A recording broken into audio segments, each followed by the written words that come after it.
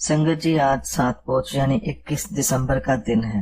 वह दिन है जब श्री गुरु गोविंद सिंह जी का पूरा परिवार एक दूसरे से अलग हो जाता है। इस दिन को परिवार बिछोड़े के नाम से याद किया जाता है। गोविंद सिंह जी को श्री आनंदपुर साहिब छोड़ना पड़ा और जब गुरु साहब किले से निकले तो गुरु साहब जानते थे कि चाहे मुगलों ने कितनी भी कस्में खाई हैं, लेकिन वह कभी भी हमला कर सकते हैं। तो गुरु साहब ने जब काफिला चलाया तो सबसे आगे बच्चों, बुजुर्गों और महिलाओं को रखा और बाकी वीर जवानों को पीछे। साहिबजादा अजीत सिंह और साहिबजादा जुझार सिंह जी को भी पीछे पीछे आने को कहा। वह सभी की सुरक्षा में लगे हुए थे। तो शाम के वक्त गुरु साहब सरसा नदी के किनारे पहुंचते हैं। यह स्थान आनंदपुर साहिब से 25 किलोमीटर दूर है। तो गुरु साहब ने यहाँ पर कुछ पल आराम किया और सुबह अमृत वेले में गुरु साहब ने कहा कि सुबह का दीवान लगाया जाए, गुरबानी कीर्तन शुरू किया जाए। संगत जी, आज हम घरों में इतनी ठंड में बैठे हैं, मोटे कपड़े पहने हैं, हीटर लगाकर शरीर को गर्म करते हैं, लेकिन गुरु साहब के पास क्या था? गुरु साहब के पास थी गुरबानी। गुरु साहब ने गुरबानी का गायन शुरू करके सभी संगत के अंदर गर्मी पैदा की और उन्हें ठंड में यानी हर मुश्किल में गुरबानी से जुड़े रहने का संदेश भी दिया।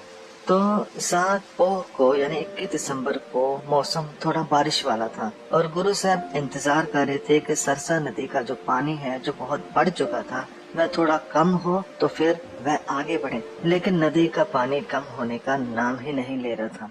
और दूसरी तरफ सुबह सुबह मुगल फौज गुरु साहब का पीछा करते करते सरसा नदी के पास पहुंच जाती है। जब सिखों को पता चलता है तो वह सैकड़ों सिख उन मुगलों को रोकने के लिए उनके साथ युद्ध करते हैं, उनका सामना करते हैं।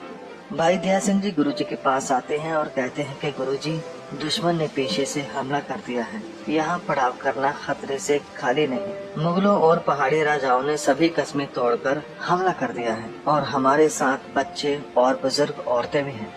गुरु जी ने कहा, भाई दया सिंह जी, नित्यनेम खालसे का सबसे बड़ा खजाना है, उसके बिना आप दुश्मन के साथ कभी भी नहीं लड़ सकते। अमृत समय को संभालना खालसे का पहला फर्ज है। आप आशा की वार का कीर्तन करो, अकाल पुरख खुद रक्षा करेंगी। तो गुरु साहब एक तरफ कीर्तन कर रहे थे और पीछे साहिबजादा अजीत सिंह जी और भाई उदय सिंह जी के साथ प्रजात सिंह और टिब्बा नाम की ऊंची जगह पर फौजों के साथ मुकाबला कर रहे थे। और उधर दूसरी तरफ से बाबा जीवन सिंह का 100 सिंहों का जत्था मुगलों को दीवार बन के रोक कर खड़ा हुआ था। और तीसरा जत्था जो था भाई बचित्र सिंह जी का, वह गुरुजी और संगत जी की रखवाली कर रहे थे।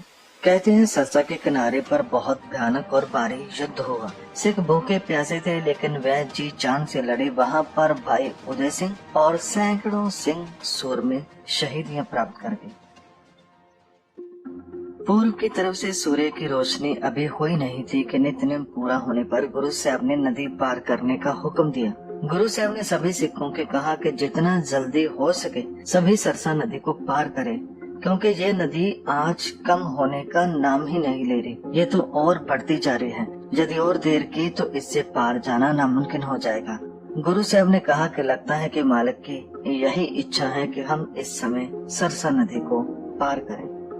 तो कुछ सिख मुगलों को रोक रहे थे और बाकी सरसा नदी को पार करने लगे, लेकिन बहाव तेज था, पीछे सैनिक थे, सुबह कोहरा भी था, जिस कारण सभी सिख कई हिस्सों में तेज बहाव के कारण बिखर गए।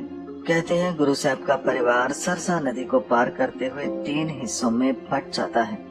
एक हिस्से में माता गुजर कौर और छोटे साहिबजादे थे, दूसरे हिस्से में गुरु साहब खुद और साथ में दोनों बड़े साहिबजादे और कुछ सिख थे, और तीसरे हिस्से में गुरु साहब की पत्नी भाई मनी सिंह और कुछ सिख थे, और बाकी सिख दुश्मनों को रोकते हुए शहीदियां प्राप्त कर गए।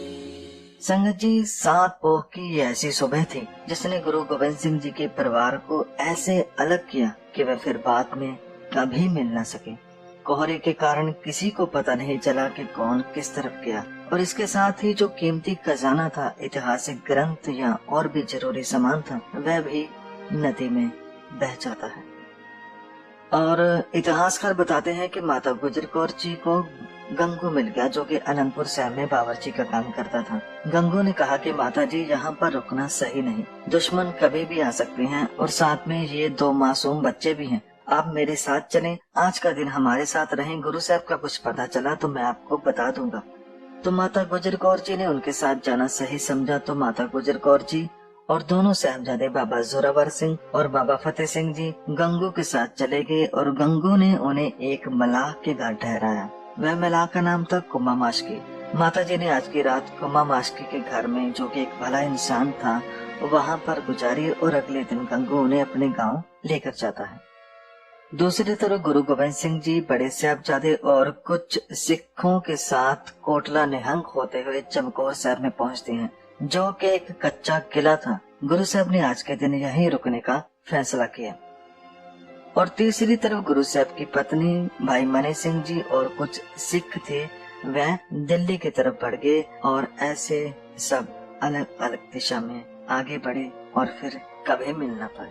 खास करके माँ अपने बच्चों से नहीं मिल पाई, क्योंकि पिता के साथ 2 बच्चे थे, दादी माँ के साथ 2 बच्चे थे, लेकिन माँ के साथ कोई नहीं था। और पीछे जो मुगल फौजी थी वह नदी पार करने का हौसला ना कर सकी, क्योंकि पानी जो था बढ़ता ही जा रहा था। इसलिए वह पुल के रास्ते से होते हुए गुरु साहब का पीछा करने लग गए। उसके बाद क्या होता है ये आगे वाली वीडियो में जानेंगे। संगत जी, ये था आज का इतिहास। इस दिन पूरा परिवार अलग हो जाता है और कल का जो आने वाला दिन है वह और भी मुसीबतें लाने वाला था। लेकिन गुरु साहब सभी मुसीबतों से ऊपर उठे हुए थे। वह जानते थे कि क्या होने वाला है। आज मेरे पुत्र इतिहास बनाने वाले हैं। तो संगत जी, कल का इतिहास बहुत ही खास है। जिस दिन बड़े साहबजादों की शहीदी होती है उसके बारे में हम कल बात करेंगे और बड़े साहबजादों के चरणों में नमस्कार करेंगे, जिन्होंने छोटी उम्र में हमें बड़े आदर्श दिए। संगत जी, ये जो गुरुद्वारा साहब आप देख रहे हैं, इसका नाम है गुरुद्वारा परिवार विछोड़ा साहब, जो कि सरसा नदी के पास बनाया गया है। कहते हैं इसी जगह पर गुरु साहब का परिवार बट गया था और उन्हीं की याद में ये गुरुद्वारा साहब बनाया गया है, जिसका नाम है परिवार विछोड़ा साहब। अंत में मैं आज के दिन उन महान शहीदों को कोटि कोटि प्रणाम करता हूँ।